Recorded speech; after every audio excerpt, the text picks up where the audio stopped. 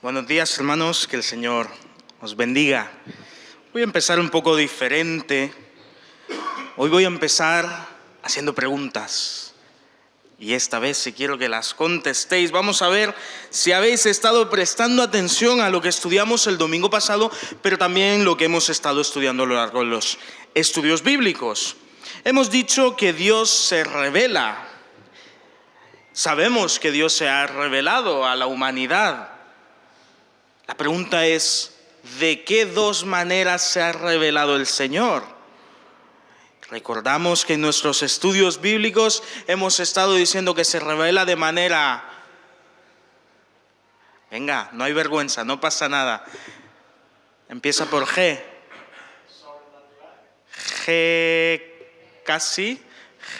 General, recordando que Él se revela en su creación. Es algo que podemos ver y podemos llegar a la conclusión y decir, oye, Dios existe. Mira cuánta creación, la perfección en todo lo que nos rodea. También en nuestra conciencia. Hay una ley moral en nosotros. Lo veíamos de hecho ayer en la reunión de jóvenes. Cómo el Señor ha puesto en nosotros una conciencia, una idea del bien y del mal. Pero esto nos ayuda a conocer que existe un Dios, porque Él también se revela de una manera, aparte de la general,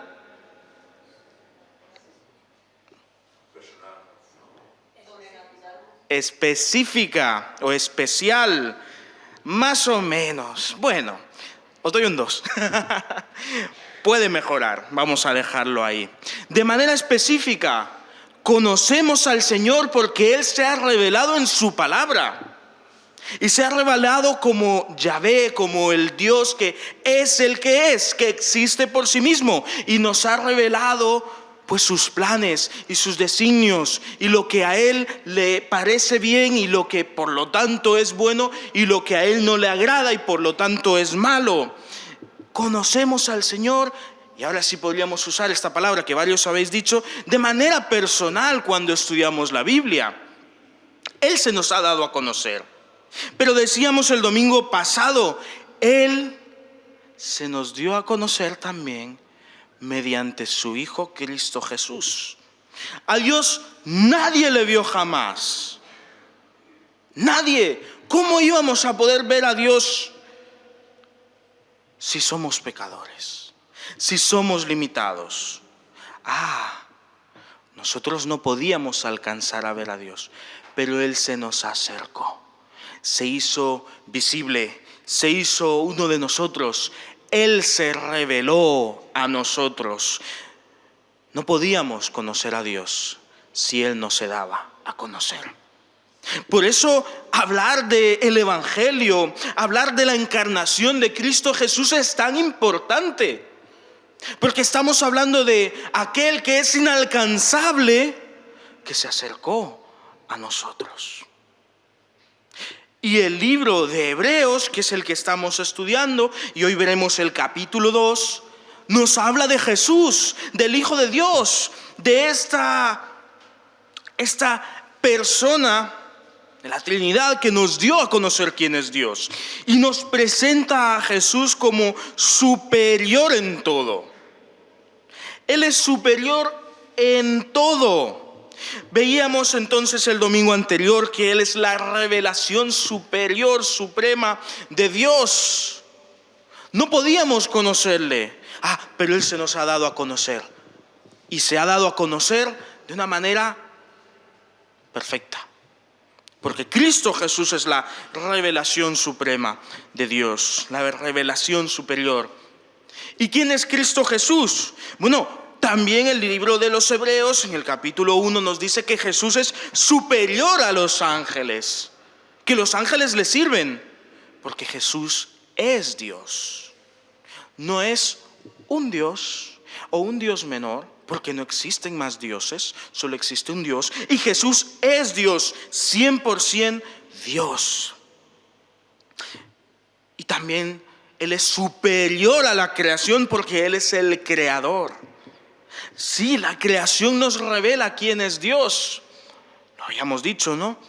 pero nos lo revela porque Él es el autor de todo cuanto existe.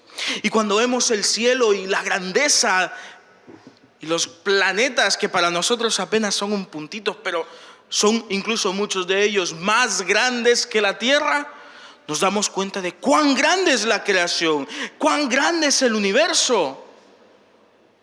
Y si Dios creó el universo y el universo es grande, pues Dios es mucho mayor, infinitamente mayor, incalculablemente mayor que el universo, que su creación, porque Él es superior a la creación, porque Él es el autor de ella. Y veíamos pues que nosotros en comparación a somos efímeros y limitados. Somos pues poca cosa, derribados y necesitados de un Salvador. Y no es hasta que ponemos nuestra mirada en Cristo que nuestra espera por la salvación, por una solución a nuestro pecado termina. Porque Cristo Jesús ha traído la liberación esperada.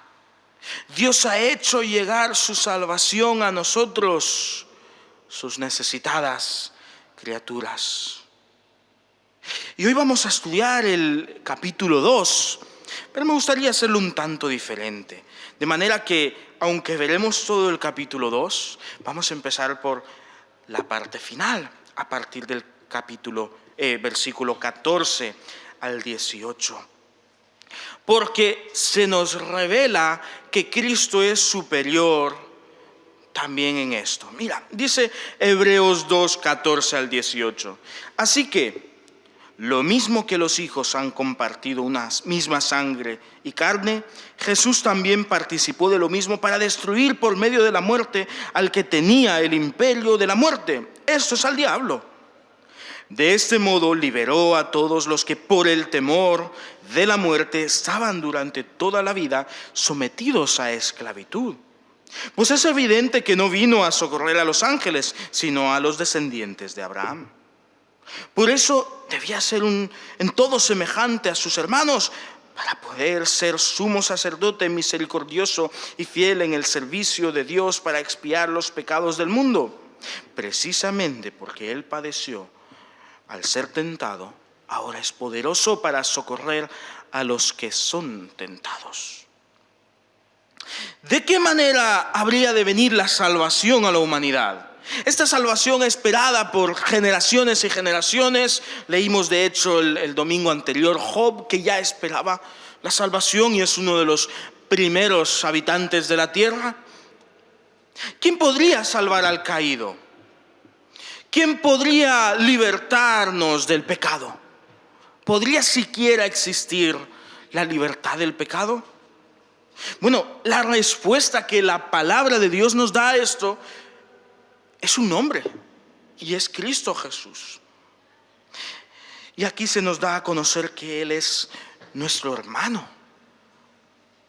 Y puede resultar un tanto raro pensar en que Dios es nuestro hermano, porque normalmente pensamos en Dios solamente como nuestro Padre, que lo es. Pero también aquí nos está diciendo que Él es nuestro hermano. ¿Qué quiere decir esto? Bueno, quiere decir que Jesús es Dios que se humanó, que se encarnó, que se hizo hombre. Cristo es la revelación superior, porque es Dios revelándose en persona. Cristo es superior a los ángeles, porque los ángeles están debajo de Dios, sirven a Dios. Cristo es superior a toda la creación, porque Él es el autor de la creación. Entonces es normal que, habiendo estudiado esto en el capítulo anterior, nos preguntemos cómo un ser humano iba a ser capaz de revelar a Dios. Además, revelarlo de manera perfecta. ¿Cómo un ser humano iba a ser capaz de tener a los ángeles a su servicio? Si hemos visto que los ángeles son superiores a los humanos. ¿O cómo un ser humano iba a ser capaz de haber creado todo? Bueno, es que Jesús es Dios, que se hizo igual a nosotros, que se hizo semejante a nosotros, pero también inauguró, nos enseña la palabra de Dios, una nueva humanidad. Yo fui derrotado por Satanás, yo he caído en la cautividad del pecado, yo soy merecedor de la muerte eterna a causa de mi rebelión. Y la palabra nos enseña que cada uno de nosotros podemos apropiarnos de esta palabra. Hemos sido derrotados por Satanás, hemos caído cautivos del pecado y hemos recibido la muerte eterna como resultado de nuestra rebelión. Esta es la naturaleza humana, es una realidad que la palabra nos da a conocer. Estamos necesitados. Y es por esa misma razón, por nuestro fracaso, por nuestra cautividad, por nuestra rebelión, por nuestra muerte, que Jesús se humanó, se hizo hombre, se hizo nuestro hermano, para que de esa manera Él, 100% Dios, 100% hombre, derrotase a Satanás. El único ser humano que ha derrotado a Satanás. Repito, 100% Dios, 100% humano. Y derrotó a Satanás. Y nos ha liberado del pecado. Y nos ha dado vida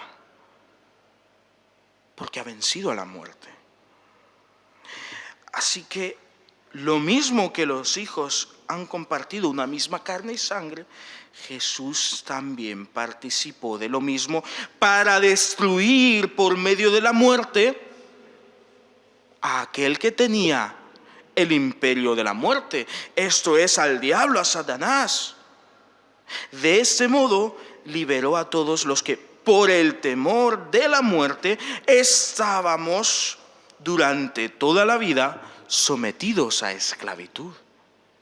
Porque Jesús es el humano superior, supremo, 100% Dios, 100% hombre. Y murió en nuestro lugar y derrotó así a Satanás. Él le da la vuelta a lo que significa ser humano. Porque hasta entonces ser humano significaba derrota ante Satanás, cautividad del pecado y por supuesto muerte eterna. Pero Cristo Jesús inaugura una nueva realidad en la que los que somos de Él, sus hermanos, pues ya no somos derrotados por Satanás, porque su victoria es nuestra victoria. Ya no somos derrotados por la muerte, porque Él ha dado muerte a la muerte, como decía ya en Oseas, que Él sería la muerte de la muerte. Ya somos libres en Cristo Jesús, ya el pecado no nos tiene cautivos. Versículo 17, por eso debía ser en todo semejante a sus hermanos, para poder ser un sumo sacerdote misericordioso y fiel en el servicio de Dios para expiar los pecados del pueblo. Él es el superior en todo. Y hasta ese entonces siempre había un sumo sacerdote que expiaba mediante rituales y sacrificios el pecado del pueblo. Pero Jesús es el sumo sacerdote superior porque es el humano superior en todo, que ha derrotado a Satanás. Y también una realidad muy interesante, y es el versículo 18. Precisamente porque Él mismo padeció al ser tentado, ahora es poderoso para socorrer a los que somos tentados. Pone son tentados, pero realmente somos tentados, ¿no? Él conoce nuestra situación porque Él se hizo hombre.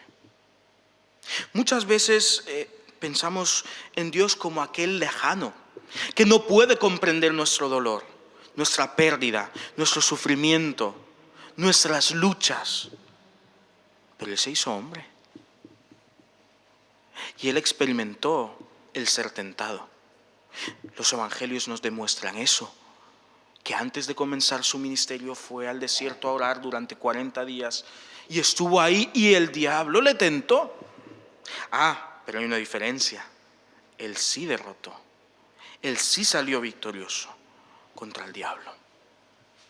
Yo no he sido capaz de resistir la tentación. Él sí. Pero Él conoce mi lucha. Él conoce mi condición.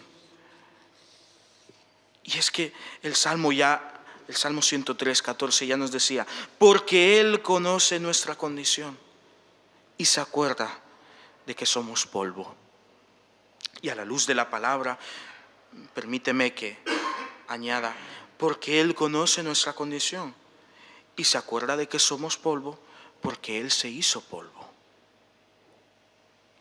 He estado investigando y me pareció interesante este dato, que casi el 99% de la masa del cuerpo humano está formada por 6 elementos. Esta es nuestra composición química, si pudiésemos decirlo así. Y estos elementos son el oxígeno, el carbono, el hidrógeno, el nitrógeno, el calcio y el fósforo. El 99% de nuestra composición es esto. A la luz de lo que vemos en el universo, nos hemos dado cuenta de que somos de todo menos especiales, porque estamos compuestos de oxígeno, que es el tercer elemento más abundante del universo, de carbono, que es el cuarto elemento más abundante del universo, de hidrógeno, que es el primer elemento más abundante del universo. El nitrógeno es aproximadamente el séptimo más abundante en el total de la Vía Láctea y el Sistema Solar. El calcio constituye aproximadamente el 4.2% de la corteza del planeta en su peso. Y solamente el fósforo, de estos 6 elementos que componen el 99% de todo ser humano, solamente el fósforo es escaso en el universo respecto a los elementos que nos componen. En otras palabras, sí, somos polvo. Siempre está esta idea, ¿no? Somos hechos de la materia de que están hechos las estrellas. No, hermanos, somos lo más común en composición del universo. Y Dios se hizo hombre. Se hizo común. Se hizo polvo. Encarnarse a Jesús, a Dios, le supuso rebajarse a lo más bajo de la creación. Y aún así, afirmamos que Él es superior en todo a la creación. Él también se hizo polvo y fue tentado, pero no fracasó como nosotros al pecar. Él es el humano superior. Versículos 5 al 13 de Hebreos 2. Porque Dios no puso bajo el dominio de los ángeles el mundo venidero, acerca del cual estamos hablando. Al contrario, en las Escrituras, alguien dice, ¿qué es el hombre para que te acuerdes de él? El ser humano para que lo visites. Lo hiciste un poco menor que los ángeles, lo coronaste de gloria y de honra y lo pusiste sobre las obras de tus manos. Todo lo sujetaste debajo de sus pies. Esto quiere decir que si Dios puso todas las cosas debajo de sus pies, entonces no dejó nada que no esté bajo su dominio. Sin embargo, todavía no vemos que todas las cosas le sean sujetas. Pero vemos a aquel que fue hecho un poco menor que los ángeles, a Jesús, coronado de gloria y de honra a causa de la muerte que padeció. Dios, en su gracia, quiso que experimentara la muerte en favor de todos. Convenía que Dios, por quien existen todas las cosas y por quien todas las cosas subsisten, perfeccionara por medio de las aflicciones al autor de la salvación de ellos, para llevar muchos hijos a la gloria. Porque tanto el que santifica como los que son santificados proceden del mismo Padre. Por eso, Él no se avergüenza de llamarnos hermanos. Cuando dice, anunciaré a mis hermanos tu nombre, en medio de la congregación te alabaré. Y otra vez dice, yo confiaré en Él. Y de nuevo, aquí estoy yo con los hijos que Dios me dio. Jesús es el humano supremo, pero también hizo el sacrificio supremo. Dios nos ha prometido que reinaremos con Él en el cielo nuevo y la tierra nueva que inaugurará, como nos enseña el libro de Apocalipsis. Estaremos con Él durante toda la eternidad porque Él nos ha redimido. Y no solo nos ha redimido, sino que también nos permite estar a su lado. Jesús es quien ha hecho esto posible. Él es el autor de toda la creación y nos ha hecho hijos y herederos de Dios. Por lo tanto, nosotros, el pequeño hombre, ha sido puesto por encima de toda la creación. A pesar de ser menor que los ángeles, estos no son herederos como nosotros, sí, que hemos sido redimidos por Cristo Jesús. La salvación que Cristo Jesús ofrece es una invitación a estar a su lado, a compartir una vida eterna con Él. Es algo que le costó, porque es un sacrificio. Le costó encarnarse, hacerse polvo, hacerse hombre. Y dentro de los hombres de lo más bajo en la escala social, en pobreza absoluta, le costó. Le costó crecer como uno más, a pesar de no ser uno más. Le costó también enseñarnos como niños, porque no conocíamos el Evangelio. Y le costó desde luego la muerte en la cruz. El sacrificio que Cristo hizo al encarnarse, dejando su gloria divina por la pena humana, fue hecho por Él con gozo supremo. Así nos lo enseñan los evangelios. Porque a Él le agradó salvarnos para santificarnos. Y Él ahora no se avergüenza de llamarnos hermanos. El Eterno se fijó en los rebeldes mortales y se compadeció de nosotros.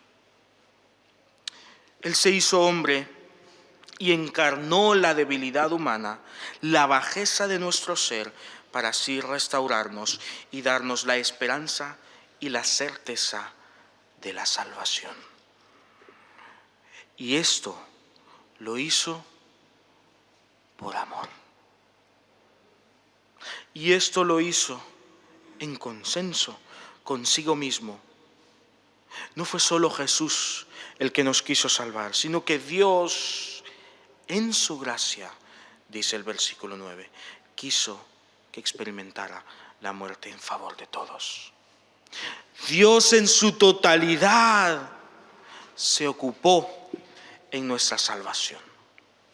A pesar de lo que le costó, a pesar de las dificultades que esto podría presentar, aunque sabemos que para Él no hay nada difícil, Él dejó su gloria divina y se encarnó. Hermanos, no podemos tener un evangelio sin hablar de Cristo Jesús como el hombre perfecto. No podemos tener el evangelio si Cristo Jesús no se hubiese encarnado. No puede haber evangelio sin un sacrificio. El sacrificio hecho por el hombre supremo, el supremo sacrificio, para darnos una salvación suprema.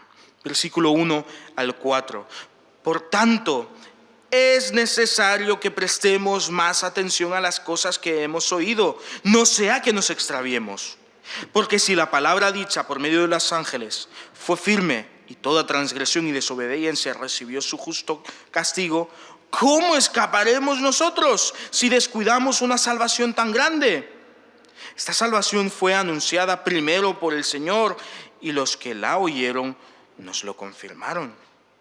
Dios mismo ha dado testimonio de ella a través de señales, prodigios, diversos milagros y dones distribuidos por el Espíritu Santo según su voluntad.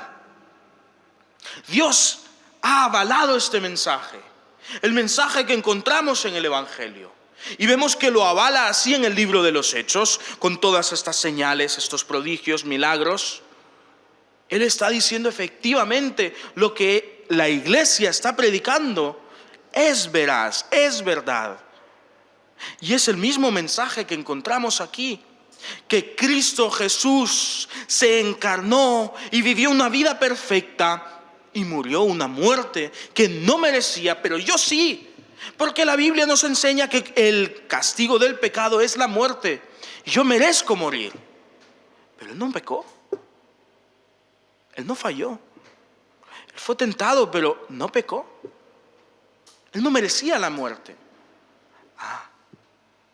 Pero nuestro hermano, porque era un humano, 100% Dios, 100% hombre, caminó una vida perfecta y tomó la muerte que nosotros merecíamos morir para regalarnos una vida que no merecemos vivir.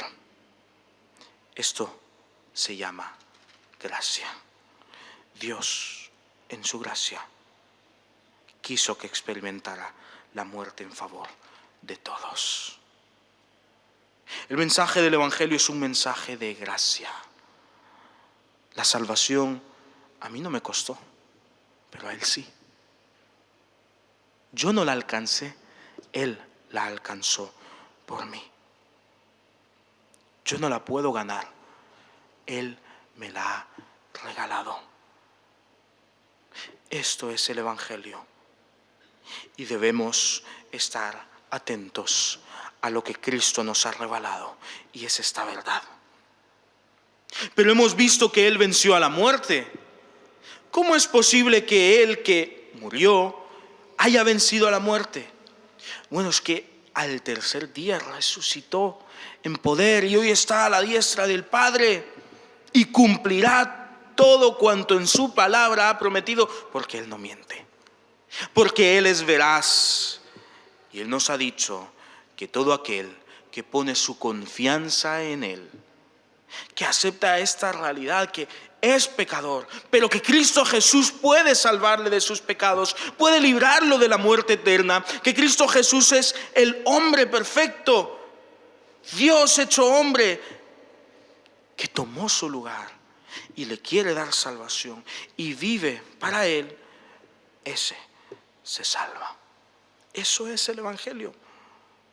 Un mensaje de vida confirmado por Dios mediante señales, prodigios, milagros y dones.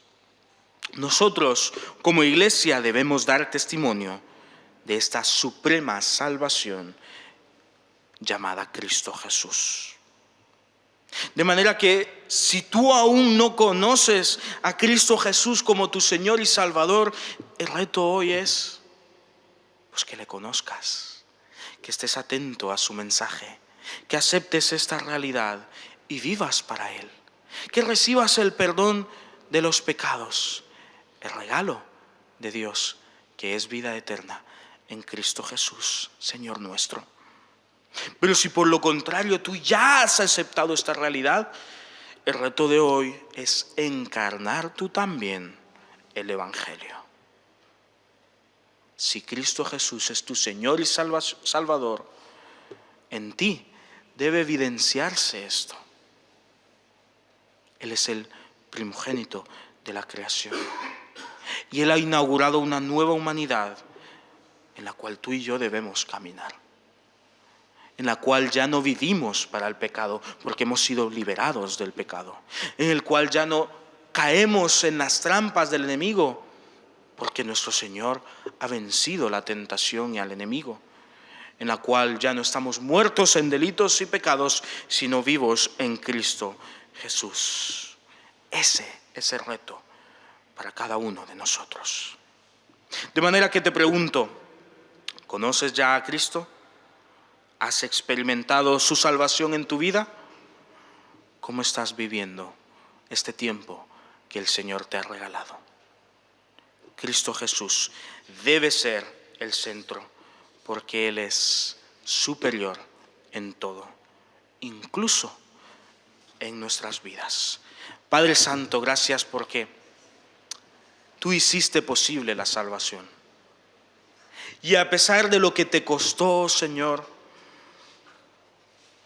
tu amor fue mayor. A pesar del pecado, Señor, que abundó, pues la gracia, Señor, sobreabundó en nuestras vidas. Gracias, oh Señor, porque te hiciste semejante a nosotros. Te hiciste polvo por amor a nosotros. Pero, oh Señor, eres superior en todo. Y nos has dado una salvación que es sí, amén, en Cristo Jesús. Segura. Una salvación, oh Señor, en la cual no hay dudas. El que es de Cristo tiene vida eterna. Tiene perdón de los pecados. Tiene victoria sobre el enemigo. Oh Señor, por eso te glorificamos y te alabamos. Porque Dios se nos acercó para librarnos, para salvarnos. Y hoy podemos tener una relación plena, segura en ti, oh Señor. Oh Padre, si es verdad, lo que este libro de los Hebreos nos está enseñando es verdad. Tú eres superior en todo. Gracias, Padre, por caminar una vida perfecta para darnos vida eterna. Por morir en esa cruz, la muerte que yo debía morir. Por resucitar al tercer día y darme la vida que no merezco vivir. Gracias, oh Padre. Bendito eres. Tú y solo tú eres Salvador de nuestras vidas. Ayúdanos, Señor, pues, a encarnar esta realidad diariamente por amor a ti. En el soberano nombre, que es sobre todo nombre, en el nombre de Cristo Jesús, Dios en nuestras vidas. Amén y amén.